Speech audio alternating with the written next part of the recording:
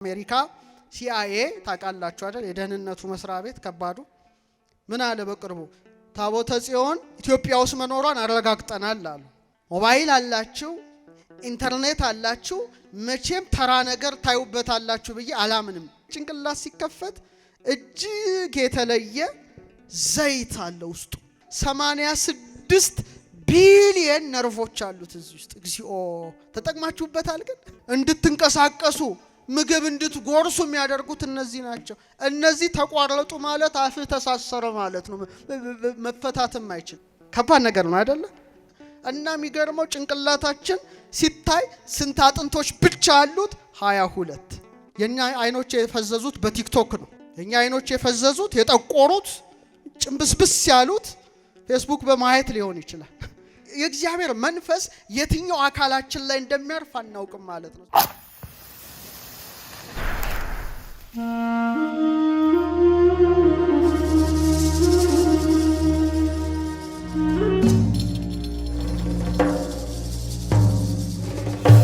እግዚአብሔር ቸርነትና እንደ እግዚአብሔር ቅዱስ ፈቃድ ዛሬ የምንማማረው ነብዩ እግዚአብሔር ዳዊት በመዝሙር 138 በቅንፍ 139 ቁጥር 14 ላይ በተናገረው ቅዱስ ቃል ይሆናል። የምስጢር ባለቤት እግዚአብሔር አምላካችን ምስጢሩን ጥበቡን ለሁላችን የሚግለጥልን ቅዱስ ቃሉ እንዲህ ይላል። ግሩምና ድንቅ ሆኜ ተፈጥሬያለሁና አመሰግንሃለሁ። እስቲ አብረን እንበለው። ግሩምና በሉ እስቲ። ድንቅ ሆኜ ተፈጥሬያለሁና አመሰግንሃለሁ። ይህን ርዕስ የመረጥኩበት አዳም አባታችን የተፈጠረበት መታሰቢያ ነው። እግዚአብሔር አምላክ በዕለተ እሑድ ሰማይና ምድርን ሲፈጥር የፍጥረት መደምደሚያ ጉልላት ያደረገው በስድስተኛው ቀን በአርአያው በአምሳሉ የፈጠረው አዳም አባታችን ነው። ስለዚህ ዳዊት ደግሞ ተፈጥሮን በማድነቅ ግሩምና ድንቅ ሆኜ ተፈጥሬያለሁና አመሰግንሃለሁ በማለት ግሩም መሆኑን ድንቅ መሆኑን ተፈጥሮን እያደነቀ ፈጣሪ ፍጥረታት እግዚአብሔርን አመስግኗል። ስለዚህ በዛሬው ትምህርታችን እንደ እግዚአብሔር ቸርነትና እንደ እግዚአብሔር ቅዱስ ፈቃድ ዳዊት አባታችን ግሩም ተፈጥሮን ድንቅ ተፈጥሮን እንዳደነቀ ሰውነታችን ሁሉ ማድነቅ ብንጀምር ሰዓትም አይበቃንም። እኔ ግን 3 ወይም 4 ሕዋሳታችንን እግዚአብሔር ለምን እንደሰራው እንዴት እንደሰራው ምን ያህልና ውብና ድንቅ መሆኑንም ከነምሳሌው ጭምር እንማማራለን። የምስጢር ባለቤት እግዚአብሔር አምላካችን ምስጢሩን ጥበቡን ለሁላችን ይግለጥልን። እንግዲህ ሰው ሲባል መጀመሪያ የሚታየው አካሉና መጨረሻ የሚታየው አካሉ ምንና ምን ናቸው? ሰው ሲባል የመጨረሻዎቹ ምኖቹ ናቸው? አንድ ሰውን ግለጡት ብትባሉ እንዴት አድርጋችሁ ነው የምትገልጡት? ከራስ ጸጉር እስከ እግር ጥፍር። በቃ የሰው መገለጫ ነው። ከራስ ጸጉሩ እስከ እግር ጥፍሩ ተብሎ ሰው ይገለጣል። እና እግዚአብሔር አምላክ ደግሞ ከራሱ በላይ ጸጉርን፣ ከእጁ ጣት በላይ ጥፍርን ወይም ከእግሩ ጣቶች መጨረሻ ላይ ጥፍርን፣ የሰውነቱ መጨረሻ ላይ ደግሞ ቆዳን አድርጓልና እነዚህ 3 ነገሮች በጣም አስገራሚ እግዚአብሔር በእነዚህ ተፈጥሮቻችን እንድንማርና ስራውን እንድናደንቅ ፈቅዷልና ዳዊት አባታችን ግሩምና ድንቅ ሆኜ ተፈጥሬያለሁና አመሰግንሃለሁ ይላል። እንግዲህ የሰው ውጫዊ አካላቱን ስንመለከት የራስ ጸጉሩን የእግር ጥፍሩንና ቆዳውን ስንመለከት ተፈጥሯቸው፣ አሰራራቸው፣ ውስጣቸው ያለው ንጥረ ነገር ተመሳሳይ ነው። ለምንድን ነው እግዚአብሔር አምላክ ራስን ከላይ ጸጉርን ከላይ ጥፍርን መጨረሻ አድርጎ ከላይ ደግሞ በቆዳ ወይም በቁርበት የሸለመን ስንል በጣም ከምናስበው በላይ ብዙ ታላላቅ ምስጢራት አሉት። እንግዲህ ጸጉርም ጥፍርም ገላንም ብናስባቸው ሁሉም ተመሳሳይ፣ በሳይንሱ ዓለም ደግሞ ኬራቲን ከሚባል ፕሮቲን የተሰሩ ናቸው። እንግዲህ ጸጉርን ሁሌ ሳስበው የሚያስደንቀኝ ጸጉራችንን ስንቆረጥ ያመናል ወይ? ጥፍራችንን ስንቆረጥ ያመናል? አያመንም። እግዚአብሔር እንዲያመን አድርጎ ፈጥሮታል ማለት ነው። እንዲያመን አድርጎ ቢፈጥረው ኖሮ ለምሳሌ ትንሽ ነገር ስትወጋን ወዲያው ሲግናል ወደ አይምሮአችን ይላካል፣ ወቅቷል ይላል፣ እንደነግጣለን። ራሳችን ግን ጸጉራችን በተለይ ሲቆረጥ አያመንም፣ ጥፍራችን ሲቆረጥ አያመንም። በጣም የሚገርመው ቆዳችንን በተመሳሳይ መልኩ ከሰውነታችን ሲረግፍ አያመንም። ጸጉራችን ይበቅላል፣ እንላጨዋለን፣ እንደገና ይበቅላል። ጥፍራችን ይበቅላል፣ እንቆረጠዋለን፣ እንደገና ይበቅላል። ቆዳችን ይረግፋል፣ እንደገና ይተካል። ራሳቸውን እያፈረሱ እያደሱ የሚኖሩ አድርጓቸዋል። በጣም የሚገርም ነው። የራስ ጸጉርን ስንመለከተው ውስጡ ያለው ምንድነው? የሞተ ሴል ነው። ጥፍርም ላይ ብትመለከቱት፣ ጸጉርም ላይ ብትመለከቱት የሞቱ ሴሎች ስለሆነ የመጨረሻ የነርቭ ጫፍ የለውም። ስለዚህ እንደ ልባችን መቁረጥ እንችላለን፣ ጥፍራችንን መቆረጥ እንችላለን። ሰውነታችንን በተመሳሳይ መልኩ ይረግፋል። ይሄ እግዚአብሔር ድንቅ ስራው ስለሆነ ግሩምና ድንቅ አድርገ ፈጥረኸኛልና ምን እልሃለሁ ይላል፣ አመሰግንሃለሁ በማለት ዳዊት ያመሰግናል። እና የቆዳንም ነገር ስናስበው በጣም ይገርማል። በሰውነታችን እንደሚታወቀው ከ10 ትሪሊየን በላይ ሴሎች አሉን። እግዚአብሔር መቼም ድንቅ አድርጎ ነው ያዋቀረን።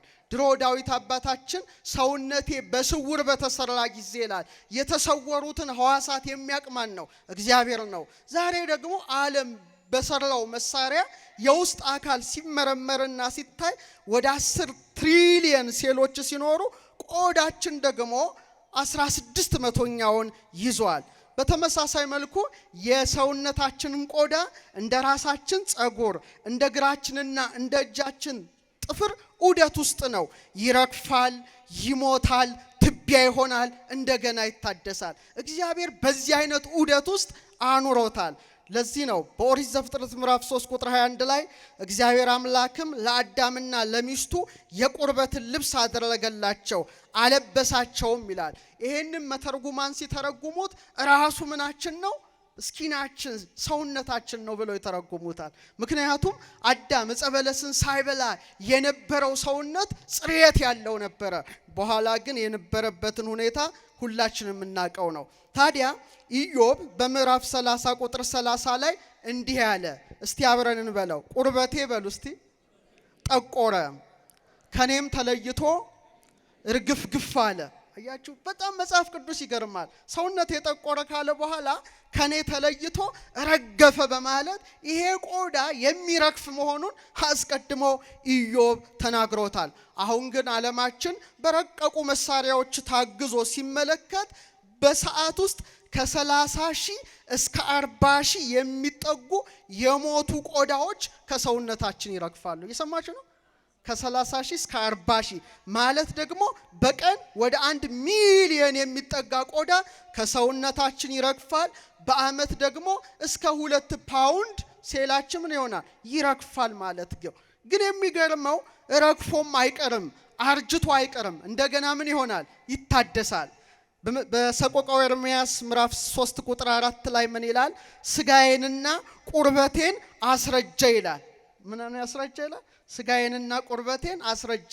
ያረጃል፣ ይረግፋል፣ እንደገና ይተካል። ለዚህ ነው በትንቢተ ሕዝቅኤል ምዕራፍ 37 ቁጥር 6 እንዲህ ይላል፣ ጅማትን እሰጣችኋለሁ፣ ስጋንም አወጣባችኋለሁ፣ በእናንተም ላይ ቁርበትን እዘረጋለሁ፣ ትንፋሽን አገባባችኋለሁ፣ በሕይወትም ትኖራላችሁ፣ እኔ እግዚአብሔር እንደሆንኩ ታውቃላችሁ ይላል። ተመልከቱ።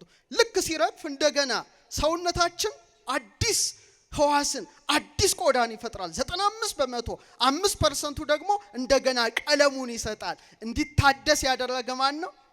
አረ ንገሩኝ፣ ማን ነው? እግዚአብሔር ነው። እንግዲህ የሰው እድሜው 70 ነው ይባላል። 70 ዓመት ሲሞላን ቢያንስ 40 ኪሎ ግራም የሚጠጋ ቆዳ ከሰውነታችን ወድቋል ማለት ነው። አይገርምም? ስንት ኪሎ?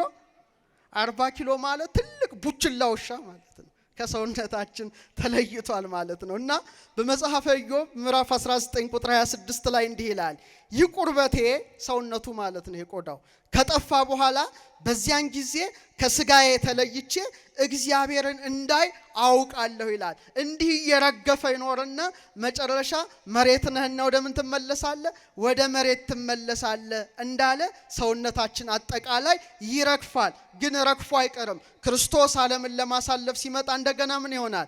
ይነሳል። እና ዳዊት እንዲህ ይላል በመዝሙር 139 ቁጥር 15 ላይ እኔ አለ በስውር በተሰራው ጊዜ አካሌም በምድር ታች በተሰራ ጊዜ አጥንቶቼ ካንተ አልተሰወሩም ይላል። ከአጥንቶቼ ከማን አልተሰወሩም? ካንተ አልተሰወሩም። እና ሰውነታችን ውስጥ እግዚአብሔር አምላክ ያስቀመጠው ነገር እጅግ ይገርማል። 10 ትሪሊየን ሴሎች ማለት እስቲ ያስቡት፣ አይደንቃችሁ? ለምሳሌ ዛሬ አንድ ሰው ልጅ አይደለም ብሎ ቢክድ፣ ለምሳሌ ወልዶ ሊሆን ይችላል፣ ቢክድ ምኑ ይመረመራል? ዲኤንኤው ይመረመራል አይደለ? ከልጁ ጸጉሩ ትንሽዬ ነገር ተወስዶ ሲመረመር ውሸት ስለሌለ አዎ አባቱ አንተ ነህ ብሎ ይመሰክራል። ያ ዲኤንኤያችን ግን ሴላችን ማዕከል ውስጥ እግዚአብሔር ያስቀመጠው ሲፈተሽ በውስጡ ወደ 6 ቢሊዮን የሚጠጉ ፊደሎች ናቸው። ምን አልኳችሁ? ምን ያህል ተፈጥሮን እንድታደንቁ ነው የሚያደርገው። አርብን ስናስብ አዳምን ነው የምናስበው። አንድ ፊደል ቢጎድል ሰው አካለ ስንኩል ሆኖ በዊልቸር ሊሄድ ይችላል። ይሄን ያደረገ ማን ነው? ስለዚህ ዳዊት እኔ ያለ በስውር በተሰራው ጊዜ ስውር የሆነውን ሕዋሳቶችን አንተ ምን ትላለህ? ታውቃለህ ይላል። እና ዛሬ የሚገርማችሁ አጉሊ መነጽር አምጥታችሁ የሰውነታችሁን ቆዳ ብትመለከቱት የቤታችሁ አዋራው ቢያንስ 50% በራሳችሁ ቆዳ ነው የተሸፈነ። ቤታችን ውስጥ አዋራ አለ አይደለ? አዋራ ትቢያ አለ። ያ ትቢያ 50% ከሰውነታችን ላይ የሚረግፈው ነው። እና በደንብ አድርገን ስንመለከት ጥፍርህን ተመልከት፣ ጸጉርሽን ተመልከቺ፣ ቆዳሽን ተመልከቺ። ይፈርሳል፣ እንደገና ይታደሳል። ጥፍርም ይበቅላል፣ እንቆረጠዋለን፣ እንደገና ይበቅላል። ጸጉርም ይበቅላል፣ እንላጨዋለን፣ እንደገና ይበቅላል። እና እግዚአብሔር እነዚህን 3ቱን ዑደት ውስጥ ያስገባበት ምክንያት ትንሣኤ ሙታንን ሊያስተምረን ነው። ምንን ሊያስተምረን ነው? በጣም ጥሩ። ስለዚህ ጸጉራችን መብቀሉ የመወለዳችን ምሳሌ ነው። ማደጉ የማደጋችን ምሳሌ ነው። እንላጨዋለን፣ የምናችን ምሳሌ ነው? የመሞታችን ምሳሌ ነው። ጸጉራችን ተላጭቶ አይቀርም፣ እንደገና ምን ይሆናል? ይበቅላል። እኛም ሞተን ፈርሰን በስብሰን አንቀርም። ትንሣኤና ሕይወት የሆነው ክርስቶስ አምላካችን ሲመጣ ከሞት ምን እንላለን? እንነሳለን። ጥፍርም ተመሳሳይ ነው። መብቀሉ መወለዳችን፣ ማደጉ ማደጋችን፣ መቆረጣችን መሞታችን፣ ተቆርጦ አለመቅረቱ እንደገና መብቀሉ የትንሣኤያችን ምሳሌ ነው። ቆዳችንም ተመሳሳይ ነው። እና በመጽሐፍ እንዲህ ተጽፏል። ሁለተኛ መቃብያን ምዕራፍ 16 ከቁጥር 1 እስከ 2 አንቡ። በስጋ ይላል በእጅህና በእግር ጥፍር በራስህም ጠጉር ያለውን እስኪ አንተ ራስህ አስበው። በቆረጥካቸው ጊዜ ፈጥነው ይወጣሉ። ለማመን ልብና አይምሮ ካለ በዚህ ወቅ እነዚህ የእጅና የእግር ጥፍሮች የራስህም ጠጉር ከወዴት ይወጣሉ ትላለህ? ከሞት እንደምትነሳ ታውቅ ዘንድ በሌላ ስጋ ያይደለ ባንተ ስጋ የሚደረግ ትንሣኤን እንድታውቅ ይበቅሉ ዘንድ እግዚአብሔር ያዘጋጀው አይደለም? ምን ይላል? ተመልከተው ይላል። በመቃብር ፈርሰ በስብሰ አትቀሪም። በራስህ ጸጉር፣ በራስህ ጠጉር፣ በራስህ ቆዳ ማን ያስተምርሃል? እግዚአብሔር ያስተምርሃል። መምህራን ባይኖሩ፣ መጻሕፍት ባይጻፉ፣ ልብና አይምሮ ላለው ጥፍሩ ትርጉም አለው፣ ጸጉሩ ትርጉም አለው፣ ቆዳው ትርጉም አለው ማለት ነው። እየሰማችሁኝ ነው? ስለዚህ ሁል ጊዜ ጥፍራችሁን ስትቆረጡ መሞታችሁን ማሰብ፣ ሲበቅል ደግሞ ከሞት እንደምትነሱ ማሰብ፣ ጸጉራችን ስትላጩ ስትቆረጡ ሞታችሁን ማሰብ፣ እንደገና ሲበቅል ደግሞ ከሞት እንድትነሱ ማሰብ እንዳለባችሁ መጽሐፍ ቅዱስ ያስተምረናል ማለት ነው። ከቃሉ ጋር ናችሁ? ስለዚህ ዳዊት ግሩምና ድንቅ አድርገህ ፈጥረኸኛልና ምን እልሃለሁ? አመሰግንሃለሁ። አሁንም ስለ ጸጉር የተወሰነ ነገር ልንገራችሁ። መቼም በሐዘን ሰዓት ግማሹ ጸጉሩን ይላጫል፣ ይቆረጣል። የመለየት ምሳሌ ነው፣ የሐዘን ምሳሌ ነው። ለምሳሌ በመጽሐፈ ኢዮብ ምዕራፍ 1 ቁጥር 20 ላይ ታላቁ አባት ኢዮብ ልጆቹ ባለቁበት ጊዜ እንዲህ ይላል፣ ኢዮብም ተነሳ፣ መጎናጸፊያውንም ቀደደ፣ ራሱንም ተላጨ፣ በምድር ላይ ተደፍቶ ሰገደ ይላል። ይሄ እንግዲህ የሐዘን ምሳሌ ነው። ግን ቅዱስ ሕዝብ ናችሁና ራሳችሁን ደግሞ አትላጩ ብሎ እግዚአብሔር በኦሪት ሲያዝ እናያለን። ግን ሐዘኑ መራራ ስለሆነ ያንን አድርጎታል። ናዝራውያን ግን ለክህነት የተለዩ ለተለያዩ አገልግሎት የተለዩ እንደገና ጸጉራቸው እንዲላጩ ሲያዛቸው በተለይ በኦሪት ዘኍልቍ ምዕራፍ 6 ቁጥር 18 ላይ ናዝራዊውም የተለየውን የራሱን ጠጉር በመገናኛው ድንኳን አጠገብ ይላጫል፣ የመለየቱንም ራስ ጠጉር ወስዶ ከደህንነት መስዋዕት በታች ወዳለው እሳት ውስጥ ይጥለዋል ይላል። ይሄ በኦሪቱ የነበረ ሕግ ነው። በሐዲስ ኪዳን ግን ለምሳሌ መነኮሳት ምንኩስናን ሲቀበሉ ኋላም ደግሞ ወደ ጵጵስናም ሲሸጋገሩ ጸጉራቸው ምን ያደርጉታል? ይላጩታል። ለምንድን ነው? ራስ የክርስቶስ ምሳሌ ነው። ራስ የምን ምሳሌ ነው? የክርስቶስ ምሳሌ ነው። ከዓለም መለየትን ራስን ለእውነተኛው ራስ ለክርስቶስ መስጠትን ምን ይላል? ያመለክታል ማለት ነው። ለምሳሌ በእኛም ብቻ ሳይሆን በሌሎች ኦርቶዶክሳውያን አብያተ ክርስቲያናት አሁን የሚጠመቁ ሕፃናት በመስቀል አምሳል ትንሽ ጸጉራቸውን ቆረጥ ያደርጓቸዋል። ለምንድን ነው? መለየት ነው። አዲስ ሕይወት ጀመሩ። ከማጋ ከክርስቶስ ጋር በወልድ ውሉድ በክርስቶስ ክርስቲያን ተብለው ራሳቸውን ክርስቶስ አድርገውና አሮጌ ማንነታቸውን ትተው ከአዲሱማ ክርስቶስ ጋር አንድ መሆናቸውን መዋሃዳቸውን መጣመራቸውን ለማሰብ በግሪኩም በተለያዩም በእኛም ጭምር ቆረጥ ሲደረግ እናያለን። ምክንያቱም የራስ ጠጉር ብዙ ትርጉም ስላለው ነው እግዚአብሔር ሲያስቀምጠው። በተለይ ቅዱስ ጳውሎስ ከዚህም በኋላ ይላል በሐዋርያት ሥራ ላይ ጳውሎስ እጅግ ቀን ተቀምጦ ወንድሞቹን ተሰናብቶ በመርከብ ወደ ሶርያ ሄደ። ስለትም ነበረበትና ራሱን በክንክራውስ ተላጨ ይላልና ራስ ጸጉር ብዙ ትርጉም እንዳለው ቅዱስ መጽሐፍ ስለሚያስቀምጥ በራስ ጸጉራችን ጭምር መደነቅ አለብን። በተለይ ሴቶች እናቶቻችን እህቶቻችን ከእግዚአብሔር የተሰጣቸው ውበት ነው። ከእግዚአብሔር የተሰጣቸው ምንድን ነው? መጎናጸፊያ ነው። ቅዱስ ጳውሎስ በተለይ ስለዚህ ነገር ያስተምራል። ከዛ በፊት ግን በተለይ በሉቃስ ወንጌል ምዕራፍ 7 ቁጥር 37 አንዲት ሴት ነበረች፣ ኃጥእት ናት። ጌታን ባገኘችው ጊዜ ሽቶ የመላበትን የአልባስጥሮስ ብልቃጥ አውጥታ ከእግሩ በታች ቆማ እያለቀሰች በእንባዋ እግሩን ካራሰች በኋላ ጸጉሯን እንደምን ተጠቀመች? እንደ ፎጣ ተጠቅማ የጌታን እግሩ ምን ትለው ነበረ? ታብሰው ነበር ማለት ነው። ስለዚህ የሰውነት አካል ጥፍርም በሉ ጸጉርም በሉ ሕዋሳትም በሉ ለማን ይውላል ማለት ነው? ለእግዚአብሔር አገልግሎት ይውላል። እና ቅዱስ ጳውሎስ ምን ይላል? ሴት ግን አለ ጠጉሯን ብታስረዝም ክብር እንዲሆንላት ተፈጥሮ እንኳን አያስተምራችሁምን? ጠጉሯ መጎናጸፊያ ሊሆን ተሰጥቷታል ይላል። ወንድ ጸጉሩን ማስረዘም እንደሌለበት ሁሉ ሴቶች ደግሞ ማላጨት የለባቸውም። እግዚአብሔር የሰጣቸው ምንድን ነው አለ? እንደ መጎናጸፊያ አድርጎ የሰጣቸው ስጦታ ነው አለ። እንዲሁም ቢሆን ግን በጸሎት ሰዓት እግዚአብሔርን ማክበር ትህትናን መግለጽ ያስፈልጋልና ጸጉራቸው ምን ያደርጋሉ? ይሸፈናሉ ማለት ነው። ይሄ በጣም የሚገርም ነው። እና ጸጉር ራሱ አንድ ኃይል ማኖሪያ አድርጎታል እግዚአብሔር። ለምሳሌ ሶምሶንን ተመልከቱት። ታላቁ ኃይል ስጋው የተሰጠው ሶምሶን በመጽሐፈ መሳፍንት ምዕራፍ 13 ቁጥር 5 ላይ የእግዚአብሔር መልአክ ተገልጦ እነሆ ትጸንሻለሽ፣ ወንድ ልጅም ትወልጃለሽ፣ ልጁም ከእናቱ ማኅፀን ጀምሮ ለእግዚአብሔር የተለየ ናዝራዊ ይሆናል፣ በራሱ ላይ ምላጭ አይድረስበት፣ እርሱም እስራኤልን ከፍልስጤማውያን እጅ ማዳን ይጀምራል አለና የእግዚአብሔር መንፈስ ምኑ ላይ አርፎ ነበረ ማለት ነው?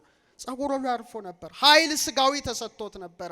በዚህም ኃይሉ ፍልስጤማውያንን ሁሉ ድል ይነሳ ነበረ።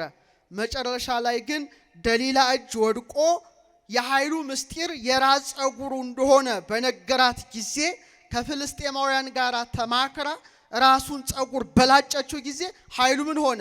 ወደቀ ማለት ነው። ስለዚህ የእግዚአብሔር መንፈስ የትኛው አካላችን ላይ እንደሚያርፍ አናውቅም ማለት ነው። ስለዚህ ሁለንተና ሰውነታችንን በንጽህና መጠበቅ ይገባናል። አሁን ሁለተኛው አካል አስደናቂው አካል ላይ ልውሰዳችሁ። ከራስ ጸጉር ቀጥሎ ምን አለ? ኧረ ንገሩኝ። ጭንቅላት አለ፣ የሰው ራስ አለ። ይሄ ማለት በጣም የከበረ ሰውነት ነው። እግዚአብሔር ሰውን ከምድር አፈር አበጀው ካለ በኋላ በአፍንጫውም ውስጥ የሕይወትን እስትንፋስ እፍ አለበት ይላል። ይሄን ሁሉ የያዘ ምንድን ነው? ራስ ነው። በቤተ ክርስቲያናችን ራስ የሚለውን ቃል ርዕስ የሚለውን የግዕዙን ቃል ሲፈቱት መክብብ ይሉታል፣ ሕዋስ ይሉታል፣ ጭንቅላት ይሉታል፣ የናላ ቅል ይሉታል፣ መጀመሪያ ይሉታል፣ መጨረሻ ይሉታል፣ መደምደሚያ ይሉታል፣ ስር ይሉታል፣ ንጉስ ይሉታል፣ በኩር ይሉታል፣ አለቃ ይባላል። ራስ ይሄ ሁሉ ፍቻ አለው። ለምሳሌ እግዚአብሔር እፍ ያለበት የሰው ልጅ ምን ላይ ነው? ፊት ላይ ነው። ጥበብ ቤቷን ሰራች አለ ሰሎሞን። ጥበብ ሐነጸት ላቲ ቤተ። ጥበብ ያለው እግዚአብሔር ነው። ቤት ያለው ምንድነው? ሰው ነው።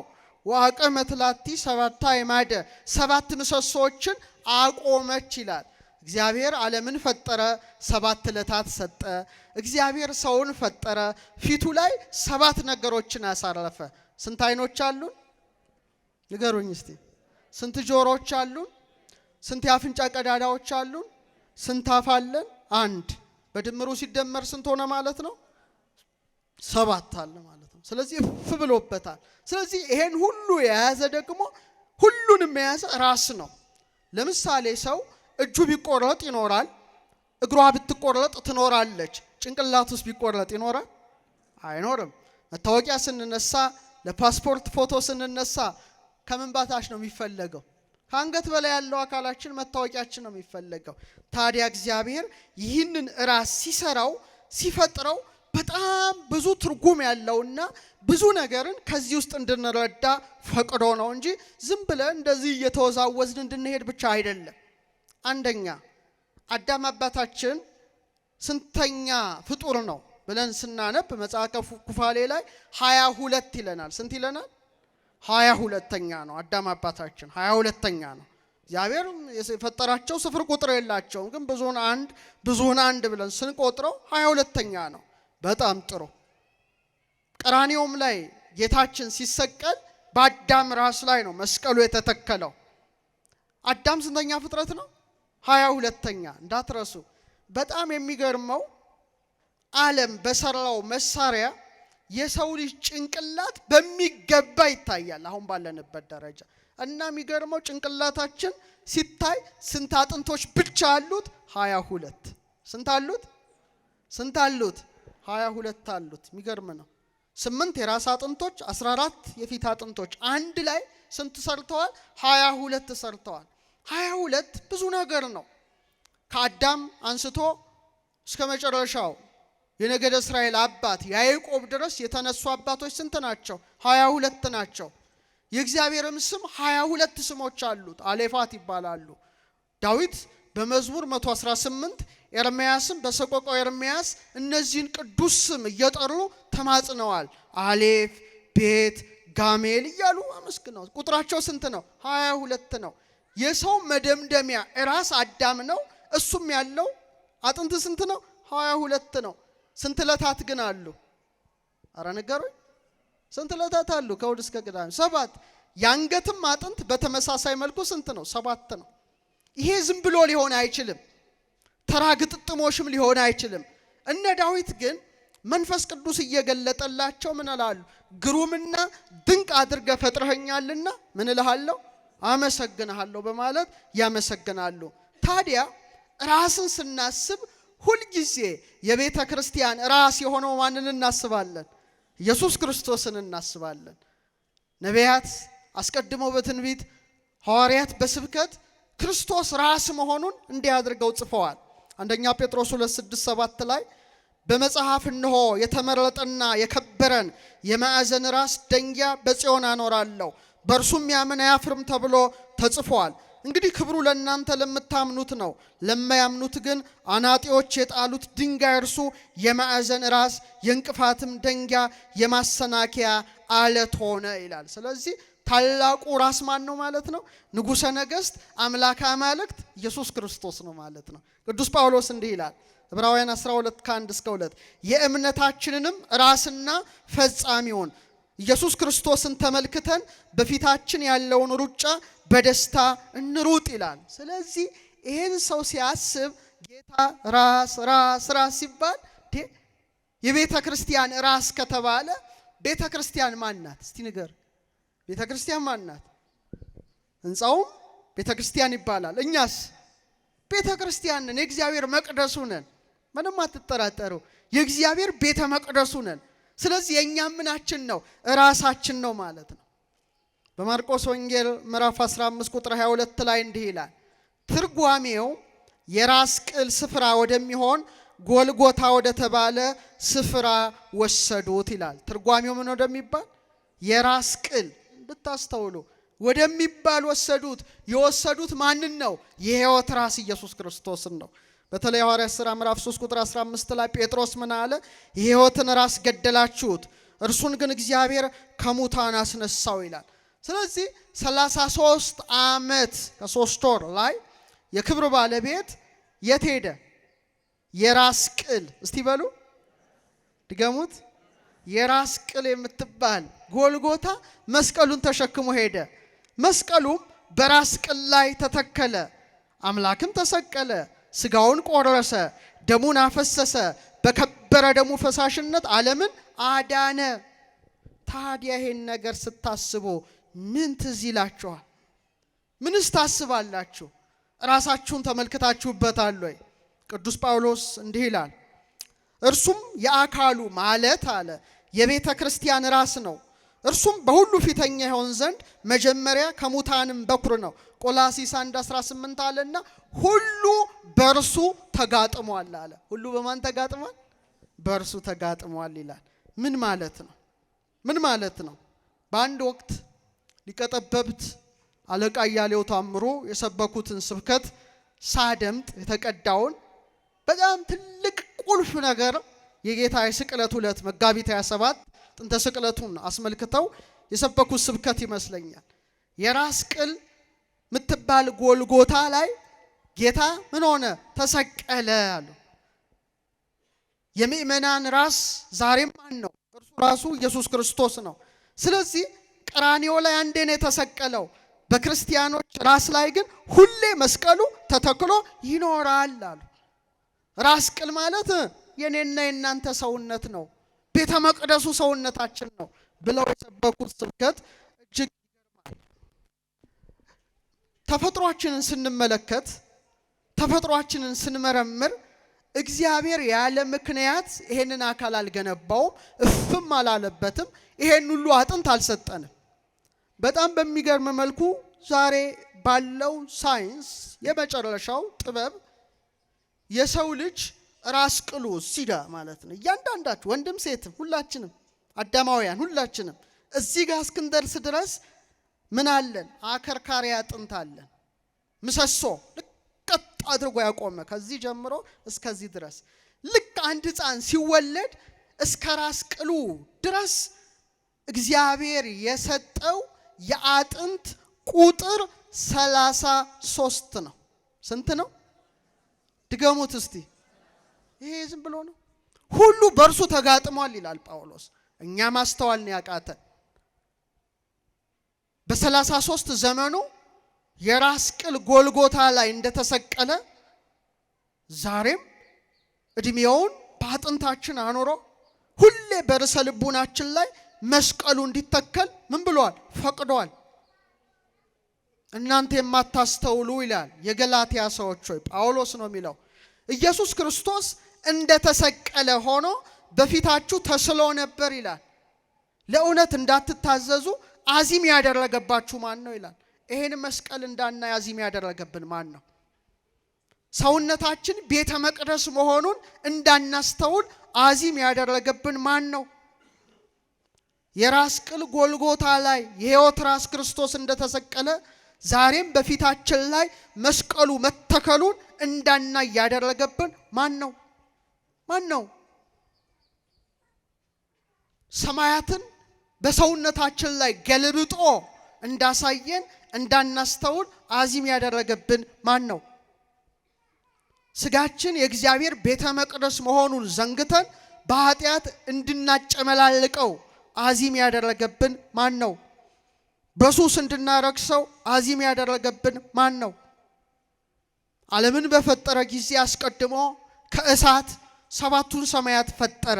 እስቲ መቅደሱን ላያችን ላይ እንየው። እስቲ ከእሳት ምንን ፈጠረ? አረ ንገሩኝ። 7ቱን ሰማያት ፈጠረ።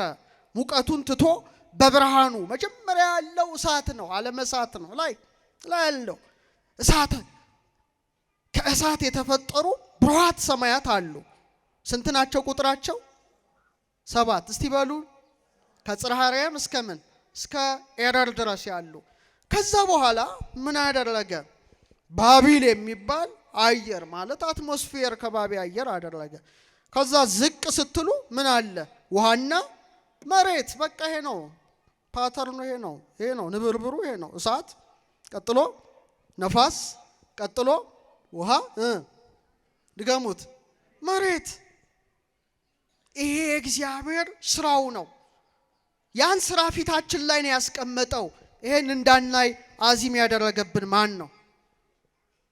ልክ እንደ ሰባቱ የእሳት ሰማያት መጀመሪያ የሰጠን ራሳችንን ጭንቅላታችን ነው። ኤሌክትሪክ እኮ ነው እናንተ እዚህ ውስጥ ያለው ኤሌክትሪክ በሉት። እሳት ምን አለው? ብርሃን አለው የለው? አይዟችሁ አለው የለው? ሙቀትስ አለው የለው? ጭንቅላታችን ላይ ምን አለ? እውቀት አለ። ወደ 86 ቢሊዮን ቃጫን ኒውሮን አለ እዚህ ሽው የሚል ኤሌክትሪክ ነው። ንዴት አለ፣ እንደ እሳት ንዴት አለ። ልክ እንደ ሰባቱ የእሳት ሰማያት 7 ነገሮችን ፊታችን ላይ ያስቀመጠ እግዚአብሔር ነው። 2 አይኖች፣ 2 ጆሮዎች፣ 2 የአፍንጫ ቀዳዳና አፍ። ይሄ እሱ ስራ ነው። ቀጥሎ ባቢል የሚባል አየር እንዳኖረ ቀጥሎ ደረታችን ላይ ምን ሾመ? ነፋስን ሾመ። ሳምባችን ላይ እንትን ተነፍሰው አየራቶ ሲወድቅ ልቡን ነው ጫን ጫን የምንለው። ቀጥሎ ውሃን እንዳኖረ ሆድቃችን ላይ ምንን አኖረ? ውሃን አኖረ። ገታችን የኩላሊት አካባቢ ይፈትን ልብ ወኩልያተ እግዚአብሔር ልብና ኩላሊትን ይመረምራል ይላል። ከዛ በኋላ መሬትን እንዳኖረ ከወገባችን በታች ያለው ሰውነታችን ምናችን ነው? የመሬት አካል ነው። መሬት እንዲረግጥ አደረገ። ይሄን እንዳናይ አዚም ያደረገብን ማን ነው? በቤተ መቅደሱ አገልግሎት 4 ነገሮችን አድርጓል። በኦሪቱም በሐዲሱ ምንድነው ያደረገው? 7 መቅረዝ። ስንት መቅረዝ አልኳችሁ? 7 ጫፍ ያላቸው የመቅረዙ መብራት እንዲንተገተግ አደረገ። በደብተራ ኦሪት 3 ክፍል ነው ያላት። ዛሬም ቤተ ክርስቲያን 3 ክፍል ናት። መቅደስ፣ ቅድስት፣ ቅኔ፣ ማህሌት። የድሮ ደግሞ አደባባይ ወይም አጸደ ደብተራ ኦሪት 1፣ ቅድስት፣ ቅድስተ ቅዱሳን ስንት? 3። ቅድስተ ቅዱሳን ውስጥ ሊቀ ካህናቱ ብቻ ነው የሚገባው። አንተም 3 ነህ። ስጋ አለን፣ ነፍስ አለን፣ መንፈስ አለን።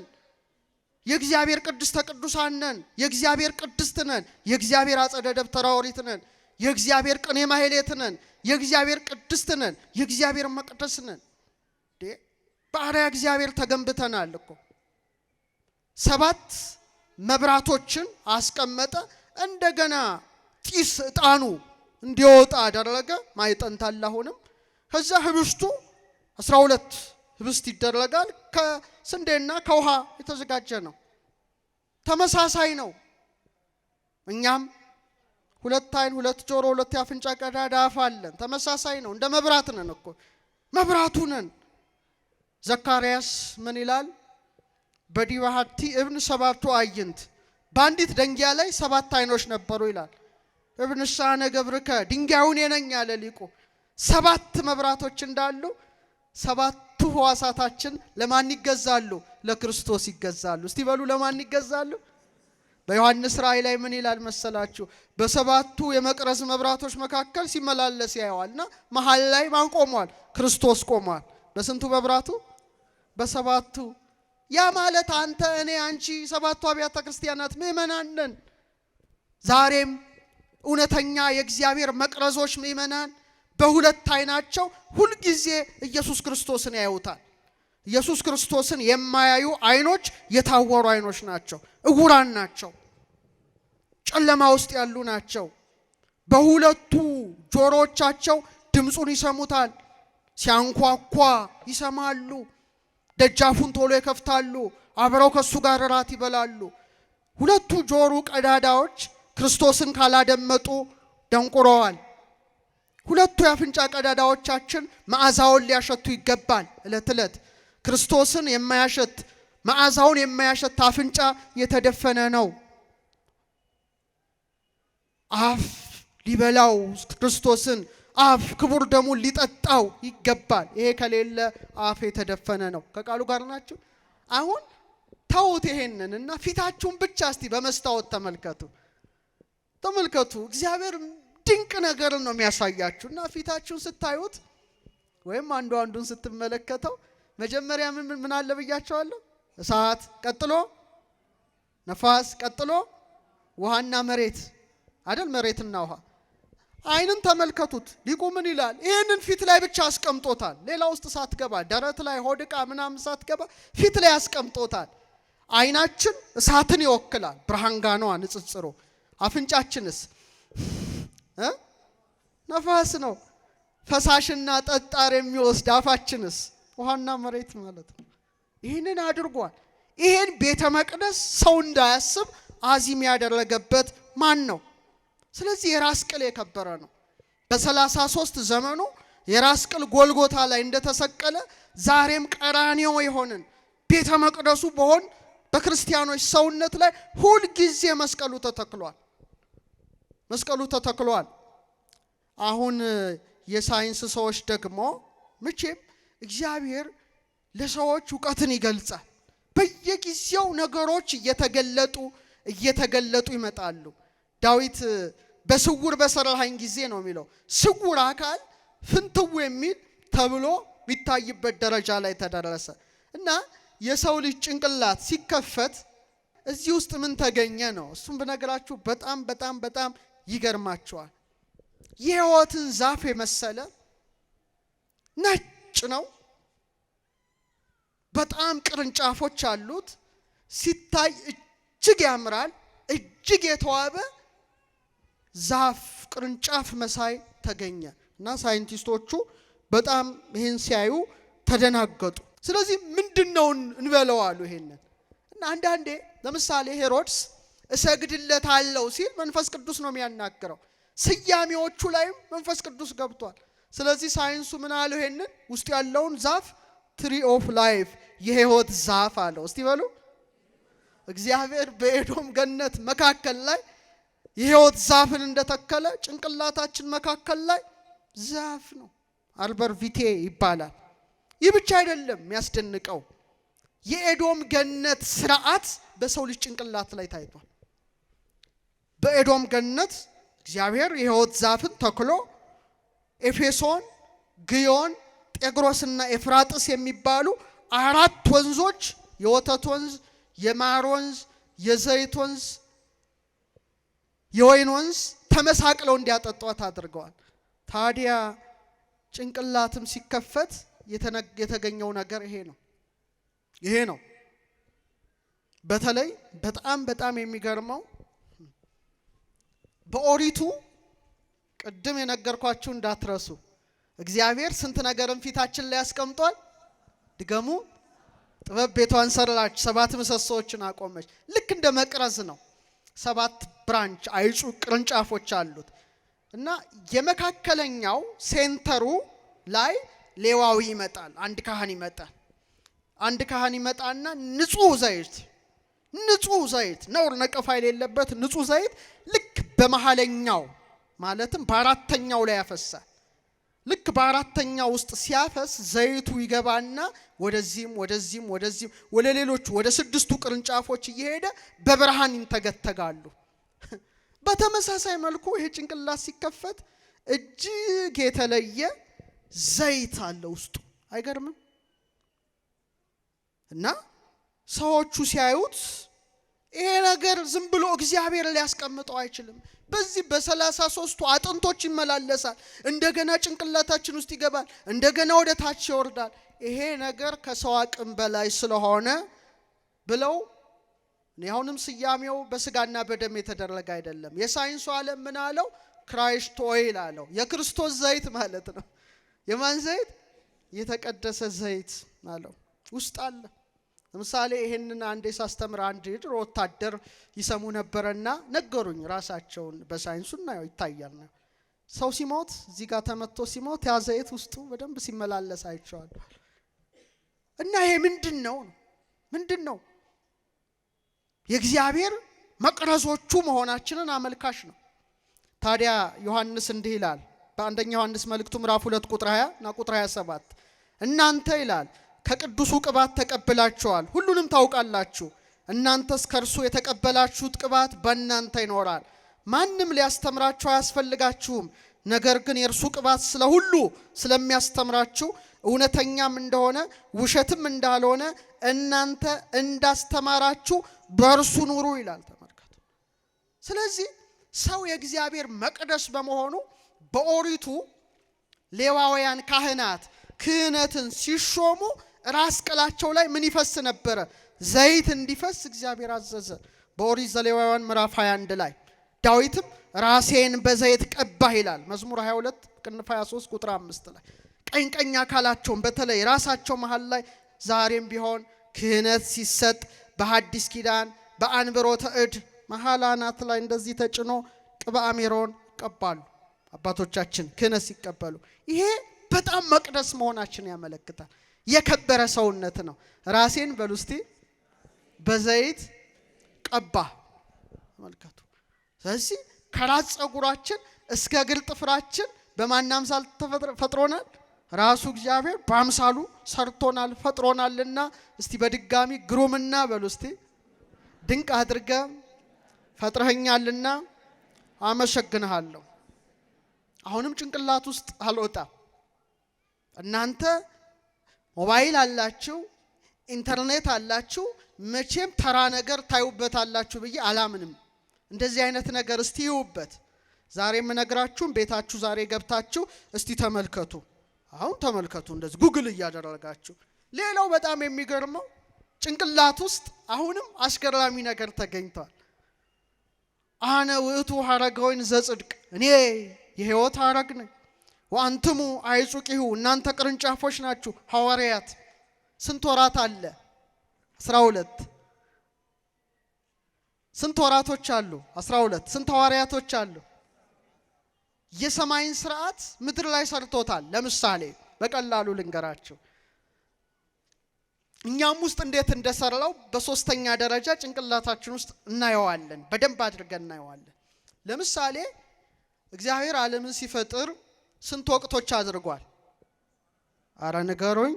4 ወቅቶች። በጣም ጥሩ። ስንት አቅጣጫዎች አሉ? ምስራቅ፣ ዋና ምስራቅ፣ ምዕራብ፣ ሰሜን፣ ደቡብ። በአራቱ አቅጣጫዎች ያሉ ደግሞ 4 ታላላቅ ከዋክብት አሉ። ስንት ናቸው? ከህልመል መለክ ጀምሮ እስከ ናሬ 4 አሉ። በጣም ጥሩ እንዳትረሱ። ስንት ወራቶች አሉ? 12። ስንት የወራት ከዋክብት አሉ? 12 የወራት መጋቢዎች ከዋክብት አሉ። ስንት ናቸው? 12። የወቅቶች ደግሞ 4። በቃ ከዛ መሃል ላይ ሁሉም የሚከተሉት ምንን ነው? ፀሐይን። እስቲ በሉ። በጣም ጥሩ። አሁን በሐዲስ ኪዳን ሳንመጣ በብሉይ ኪዳን እውነተኛው ፀሐይ ማን ነው? እግዚአብሔር ነው። ኤሎሂም ነው። ኤልሻዳይ ነው። አዶናይ ነው። ጸባዖት ነው። ልክ እንደ 4ቱ ከዋክብት 4 ታላላቅ ነቢያትን ያስነሳል። ኢሳይያስን፣ ኤርምያስን፣ ሕዝቅኤልንና ዳንኤልን። እንደ 12ቱ ከዋክብት 12 ደቂቅ ነቢያትን አስነስቶ ብርሃን ኦሪትን ብርሃን ትንቢትን ለዓለም እንዲነገር አደረገ። በኋላ በሐዲስ ኪዳን እውነተኛው ፀሐይ ራሱ መጣ። እሱ ማን ነው? ባንድ ላይ አረ ስሙም ድምጻችሁ አይሰማ? ስሙ አይጣፍጣችሁም እንዴ? ባህሪያው ማን ነው? ፀሐዩ ኢየሱስ ክርስቶስ ነው። ፀሐይ ሆኖ መጣ። ልክ እንደ 4ቱ አቅጣጫዎች እንደ 4ቱ አበይት ከዋክብት 4 ወንጌላውያንን አስነሳ። ማቴዎስ፣ ማርቆስ፣ ሉቃስ፣ ዮሐንስ። እንደ 12ቱ ብርሃን የመናዝል ከዋክብት 12 ብርሃን ሐዋርያትን መርጦ ስለ ፀሐይነቱ እንዲያስተምሩ አደረገ። ይሄ እሱ ስራ ነው። ጭንቅላታችንስ እንዴ ኢየሱስ መቅደስ። ዛሬ ጭንቅላት ሲከፈት 12 ናቸው ክሬኒያል ነርቮቹ። ስንት ናቸው? ክሬኒያል ነርቭስ ይላል።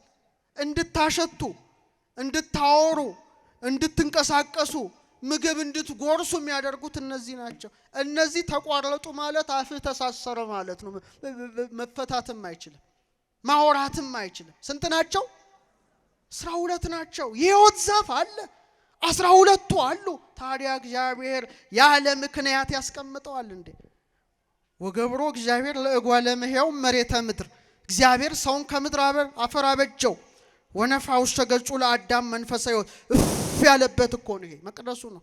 ዝም ብሎ የሚሆን አይደለም።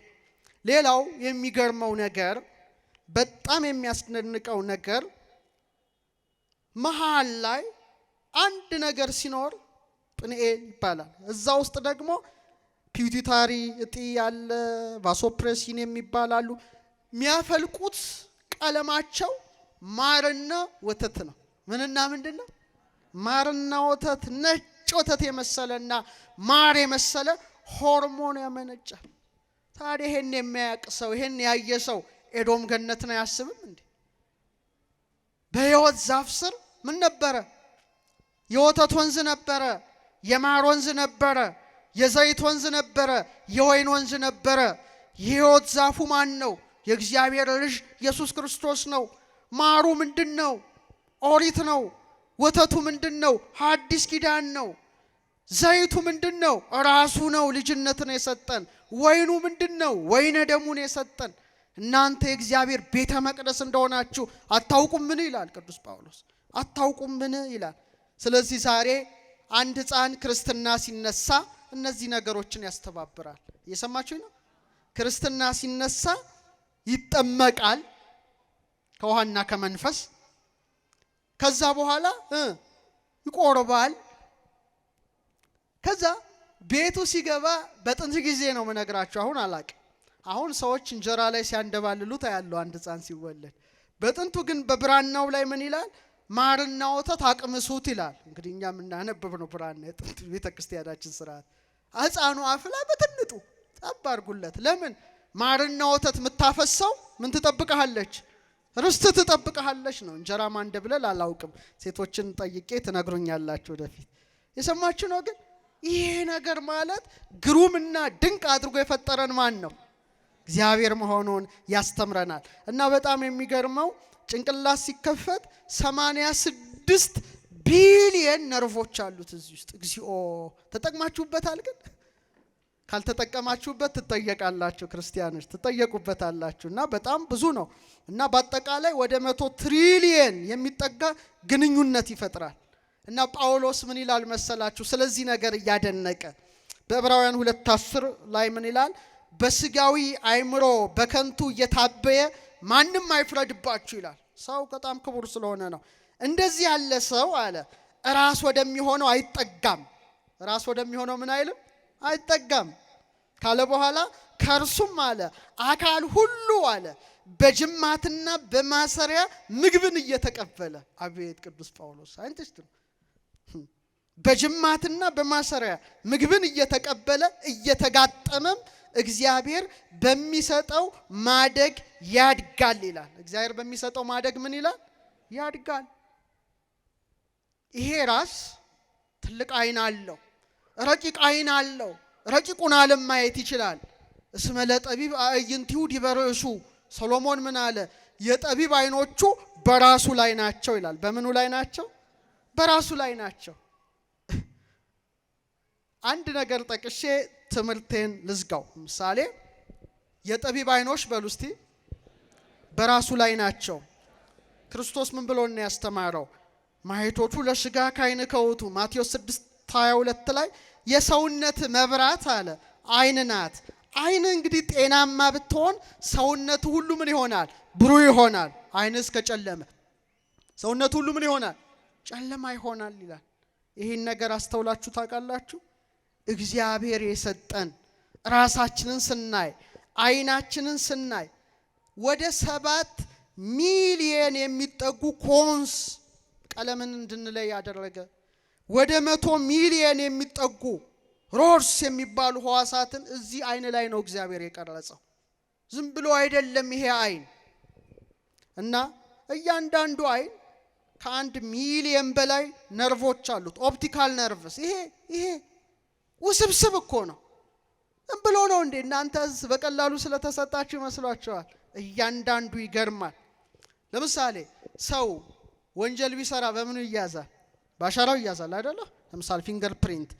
ግን የሚገርማችሁ አይናችሁ ከጣታችሁ አሻራ በበለጠ 256 መለያ አለው። የጣት አሻራ እንኳን ኦልሞስት ወደ 40 ነው። እንዲህ ለምሳሌ እንዲህ ስትሉ 40 ነገሮች የእናንተን ነው የሚያስቀምጠው ዲጂታል ሲግኔቸር። አይናችሁ ግን ወደ 256 መለያ አድርጎታል። ይሄን ያደረገ ማን ነው? ስለዚህ ሁሌ አመስግኑት፣ ስለ አይናችሁ አመስግኑት፣ ሁሌ ማማረር ንንኝኝኝኝ ነው ምንለው። ሁሌ ስለምናማረር ሁሌ ሐዘን ነው። ሁሌ ቤታችን ሐዘን፣ ኑሯችን ሐዘን ሐዘን ሐዘን ሐዘን። ለዓይናችሁ አመስግኑት፣ ለምትተነፍሱት ትንፋሽ አመስግኑት፣ ለእግራችሁ እግዚአብሔርን አመስግኑት፣ ለእጃችሁ አመስግኑት። ሁሌ ኝኝኝኝኝ ደስ የማይል ህይወት። በዚህ ዓለም ያላመሰገነ እንዴት ያመስጋኞች ከተማ ይገባል?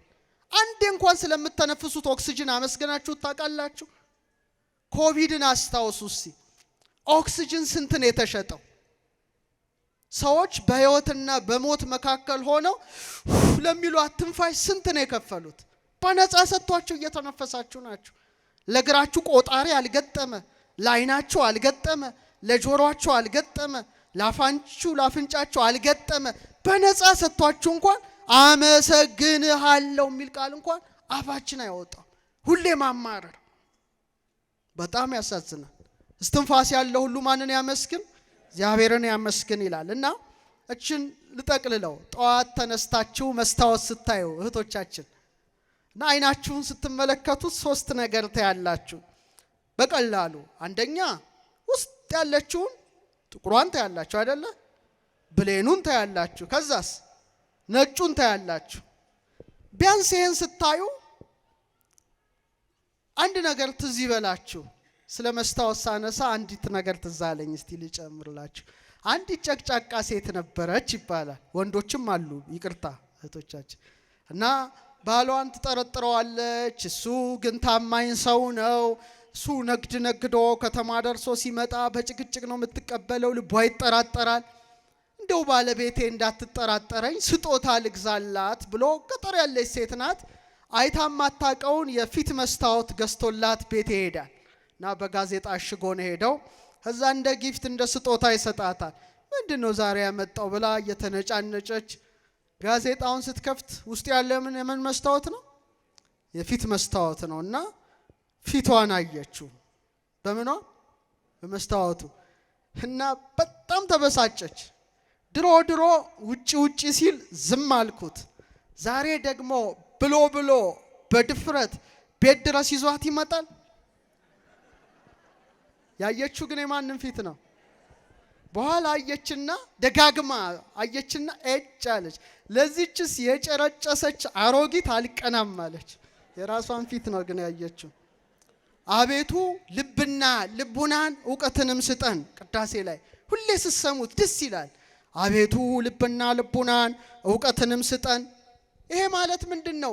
ልብ በጥቁሩ፣ ልቡና በብሌኑ፣ አይምሮ በብርሃኑ ይመሰላል። ተመልከቱ። ልብና አለው፣ ልቡና አለው፣ ምን አለው? ነጩ አይምሮ ዕውቀት አለው። ስለዚህ የአይን ሶስቱን ክፍሎች ሊቃውንት አባቶቻችን መተርጉማን በልብ በልቡናና በአይምሮ መስለውታል። እና ይሄ አይን የተሰጠሽ ዝም ብሎ እንዲንቀዋለል አይደለም። በመዝሙር 24 ቁጥር 15 ላይ እስቲ አብረን በለው። አይኖቼ በሉ እስቲ ሁል ጊዜ ወደ እግዚአብሔር ናቸው። የኛ አይኖች አይመስለኝም ሁል ጊዜ ወዴት ነው እያዩ ያሉት? ኢዮብ 35:5 ላይ አይኖችን ወደ ሰማይ አቅንተህ እይ፣ ካንተም ከፍ ያሉትን ደመናትን ተመልከት ይላል። ይሄን አይን ሰጥቶ አንድ እንኳን ሰው ቀና ብሎ እኮ አሁን እዛ ጋር የምታዩት ምንድን ነው? እዛ ጋር የሚያበራው ቀና ብላችሁ ተመልከቱ። ምን አለ እዛ ጋር ያበራ ነገር የለም? ቀና በል እስቲ ያዘው፣ አንገትን አሰራው። መጽሐፉ እኮ ነው አይንህን ወደ ለቀና አድርገህ ተመልከት። ሁሌ ሰው እንዴት መሬት እያየ ይሞታል? ያ ትልቁ ፕላኔት ነው መሽተሪ የሚባለው ጁፒተር የሚሉት ነው። መልከቱ እዛ ላይ ያለው መሬትን 1400 ጊዜ የሚበልጥ ነው። ቀላል አይምሰል። አይንን ቀና አድርገህ ተመልከት ይላል። እግዚአብሔር ስንት እግሮችን ሰጠን? ፍጠኑ። ለውሻው፣ ለድመቱ፣ ለፈረሱ፣ ለበቅሎ፣ ለአህያው ስንት ሰጠ? በቃ ይሄ ምን ማለት ነው? በአራት እግራቸው መሬት እያዩ እየተገረፉ በአራት እግራቸው ቀና ማለት አይችሉ። ይችላል እንደ አህያ አንዳንዴው ብሎ መልሶ እንትን ነው አይችልም። ሰውስ እንደ ዘንግ መልምሎ እንደ ሸት ፍልፍሎ ቀና አድርጎ እኮ የፈጠረን እኮ ያንን ተመልከቱልኝ ነው እኮ። ምድራዊና ሰማያዊ ናችሁ። ሰማያዊ ርስት ይጠብቃችኋል። ጎብጣችሁ አትኑሩ ይላል። ሁሌ የጎበጠ ትውልድ ጎብጦ ነው የሚቀረው። ቀና ስትሉ ሁሌ ቀና ነው። አይናችሁን ይሄን የፈጠረ እዩበት፣ መጻሕፍትን ተመልከቱበት። የኛ አይኖች አምላኬን ስጠብቅ አለ ዳዊት አይኖች የፈዘዙ ይላል መዝሙር 68 ቁጥር 3 ላይ። የኛ አይኖች የፈዘዙት በቲክቶክ ነው። የኛ አይኖች የፈዘዙት የጠቆሩት ጭምብስብስ ያሉት ፌስቡክ በማየት ሊሆን ይችላል። ዳዊት ግን አምላኬን ስጠብቅ አይኖቼ ፈዘዙ አለ። ምኖቼ ፈዘዙ? ምን አይነት የተባረከ አይን ነው! የክርስቶስን መከራ እያሰበ ፈሳሽን የሚያፈስ እንባን የሚያወጣ አይን የተባረከ ነው። ክርስቶስን የሚያይ አይን የተባረከ ነው። እውነተኛ መቅደስ ነው።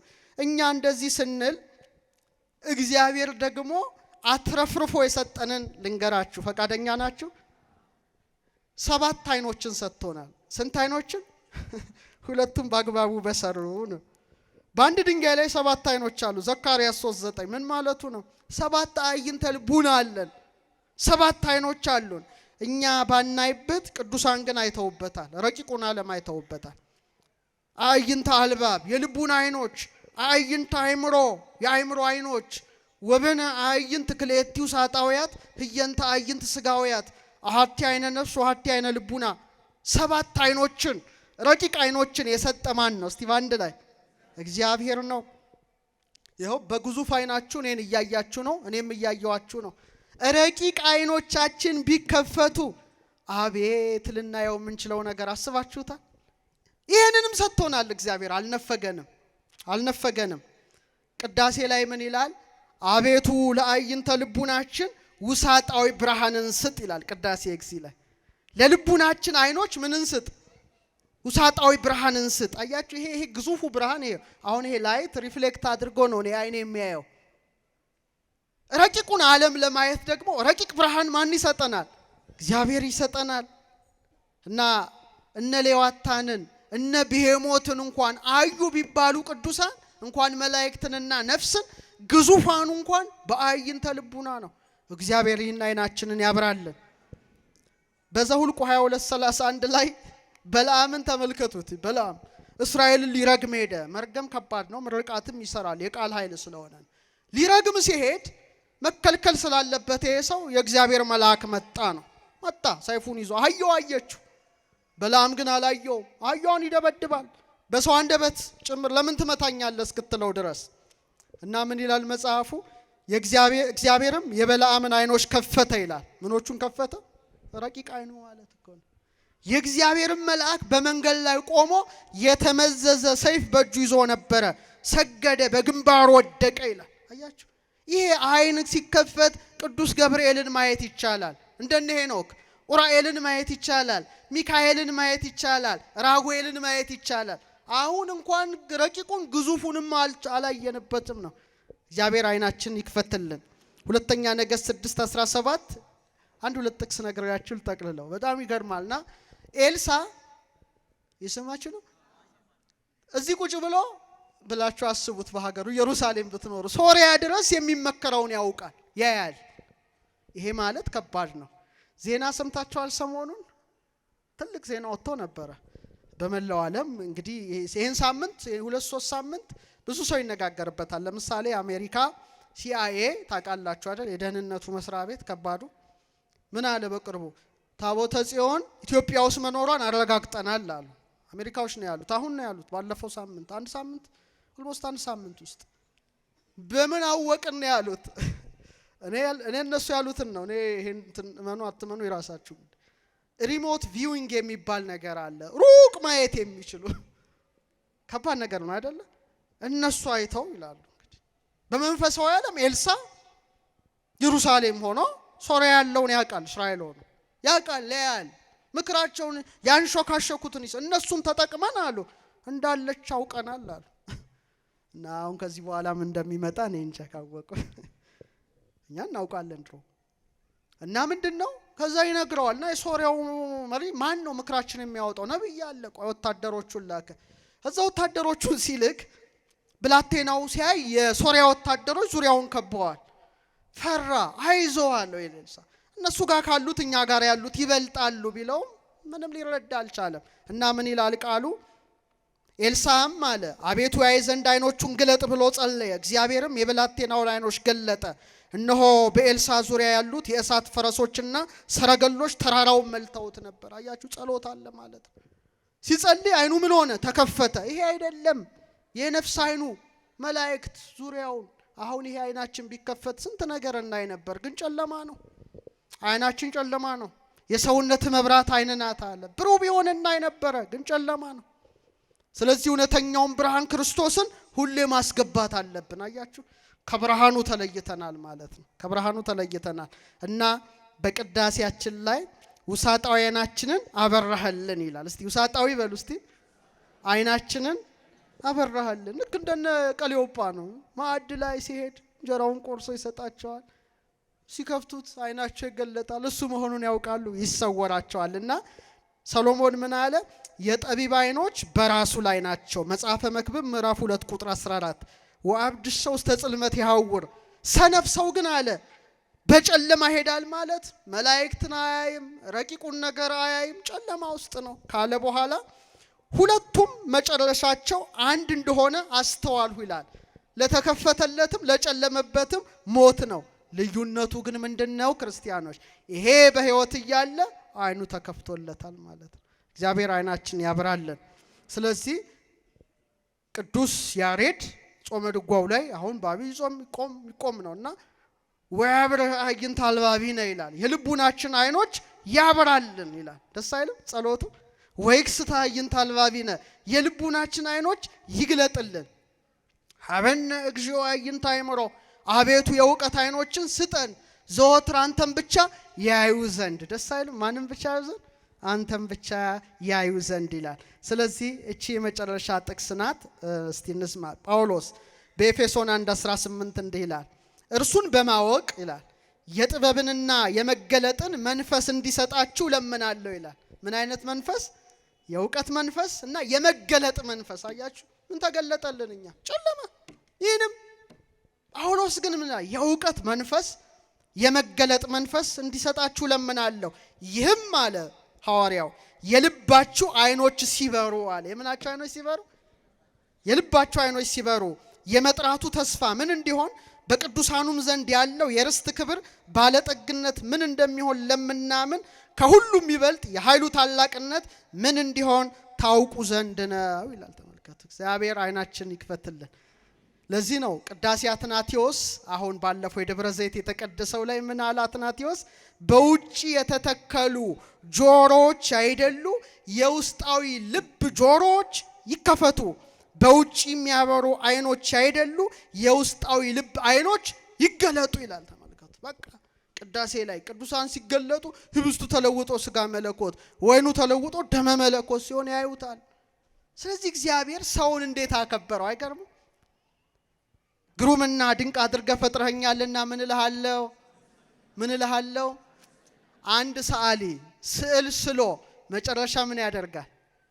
ስሙን ነገሩ ያዟቸው፣ ስሙን ጽፎ ፊርማውን ይፈርምበታል። በቃ የኔ ነው ይሄ ስዕል እገሌ ባላለው ሰዓሊው ብሎ ይፈርምበታል። ሰውም እንደዛ ነው። የእግዚአብሔር ስዕል ነው።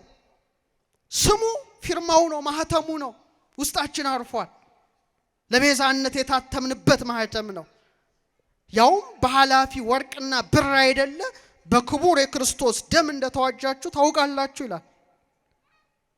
በሁለት ደቂቃ ስጠቀልለው ትምህርቴን አንድ አስደናቂ ነገር ተገኘ። ግኝቱን ያገኙት የውጭ ሰዎች ናቸው፣ በተለይ የእስራኤል ሳይንቲስቶች። ይሄን ልብ አድርጋችሁ አድምጡ። በጣም ወሳኝ፣ ሁሌ እንዳትረሱት። ከባድ ነው ግን ትንሽ ቀለል ለማድረግ ለማውረድ ሞክራለሁ። ይሄ ሰውነታችሁ እያንዳንዳችሁ አንቺም ሁላችንም እኔ ሴሉ እዚህ ውስጥ ኒውክለሱ ማለት ማይከሉ ሲከፈት እንደዚህ እንደ መሰላል ነው። እንደዚህ መሰላል ያዕቆብ እንዳየው መሰላል እንደዚህ መሄድ እግዚአብሔር የሰራው ስራ። በመሳሪያ ሲታይ ደግሞ እነሱ ደግሞ በሚሊዮን ድረስ ማጉላት የሚችል መሳሪያ ነው ያላቸው ታውቃላችሁ። ሲያዩት ወደ 6 ቢሊዮን ነው ፊደሉ እዚህ ውስጥ ያለው ማለት 1000 መጽሐፍ ቅዱስ ውስጥ ያለ ፊደል ማለት እኮ ነው። አንድ ፊደል ቢጎድል ሰው አንካሳ ይሆን፣ በቃ ሰውነቱ ልምሾ ነው የሚሆነው። እግዚአብሔር ያስቀመጠው ነው። እና ያን ሲያዩ አሁን ሰው ከዝንጀሮ የሚባለው ነገር ወድቋል። ልንገራችሁ እዚህ ሀገር ካልሆነ አላቅም የሚሰጠው ሌላው ሀገር ቆሟል። ምንድነው ይሄን እንዲቆም ያደረገው? ይሄ ሲፈተሽ ታየን። በኋላ ደግሞ እግዚአብሔር መቼም በሰጠው ዕውቀት እንዲህ ሲመለከቱት ምን አለ መሰላችሁ 10 5 6 5 ላይ ሰልፈሪክ አሲድ ነው እንደዚህ ምህዋር አለው ብሪጅ ይሰራል። 10 5 6 5 ይቆማል። 10 5 6 5 ይሄን ፊደል እንጻፍ ቢባል በቀን 8 ሰዓት ብንጽፍ አንተም ውስጥ አንቺም ውስጥ እኔም ውስጥ ያለውን ፊደል 50 ምናምን ዓመት ይፈጅብናል። የራሳችንን እንኳን ግሩምና ድንቅ አድርገህ ፈጥረኛል እናመሰግናለሁ። ከዛ አሁን የእስራኤል ሰዎች ስለሆኑ ብሉይ ኪዳንንም ስለሚያውቁ ሳይንቲስቶቹ ዕውቀትን ከእምነት ጋር ያስተባበረ ተመራማሪ ፍቱን ነው። እግዚአብሔር ዝም ብሎ አያስቀምጥም ይሄንን አሉና ያን ቁጥር ወደ ፊደላቸው ለወጡት ነው። የሰማችሁ ነው። ትንሽ ከብዳል ግን እውነት ነው። ጉግል አድርጋችሁ 10 5 6 5 ሲሉ መዝሙር 118 ላይ ነው የገቡት። መዝሙር ስንት? 118 ዳዊት አሌፍ ቤት ጋሜል ዳሌጥ እያለ ሄድና 10ኛዋ ላይ ዮድ ይላል። የውጣ ቀዲሙ ዜናውን በይውጣ እንተ ይእቲ ቀዳሜ ስሙ ለመድኃኒነ ዮድ እጆች ሰሩኝ አበጃጁኝ ይላል። አሃ አሉ የንጻፉ 5ኛ ላይ አሁንም ይላል ሀ ምትል ፊደል ናት ጻፉ። ኢንክሪፕት ነው የሚያደርጉት ሰውነታችን። ከዛ 6ኛዋ ላይ ወናት አበገደሃ ዋው ዋዌ ጻፉ። ከዛ 5ኛ የሃ ወሃ ብለው ገለበጡት ቁጥሩ። ምን ማለት ነው? የሃ ወሃ ማለት ያህዌህ የሚል እግዚአብሔር ስም ነው። ለወጡት ማለት ነው። ያህዌህ የሚለው ስሙ ለሙሴ እጸጳጦስ ውስጥ ሆኖ አህያ ሸራህያ ይሄ አሼር ይሄ በዕብራይስጥ አነ ውእቱ ዘሃሎ ይሄሉ ያለውና የምኖረው እኔ ነኝ ያለው። ስለዚህ እግዚአብሔር ስም ነው ዲኤንኤ ውስጥ ያለው ወደሚለው ሄዱ ማለት ነው። እየሰማችሁ ነው? ስሙ ሕያውን ስሙን ነው። ለዚህ ነው ሰው መግደል ማትችለው አትችልም። የንጉስን ደብዳቤ ደፍሮ መቅደድ የሚችል ማን ነው? እግዚአብሔር በአርአያው የፈጠረውን ሰውነት ማፍረስስ የሚችለው ማን ነው? ማን ነው? የእግዚአብሔር ስም የተጻፈብን በአርአያውና በአምሳሉ የፈጠረን ኋላም በትንሣኤ ዘጉባኤ የሚያስነሳን ንጉሳችን፣ ሕይወታችን፣ እረኛችን፣ ብርሃናችን ስሙ ጣፋጭ የሆነው ኢየሱስ ክርስቶስ ክብርና ምስጋና አምልኮትና ውዳሴ ለሱ ይገባል። ያስተማረን የመከረን የአባቶቻችን አምላክ የሰማነውን በልቡናችን ላይ ያሳድርብን። ወስብሐት ለእግዚአብሔር።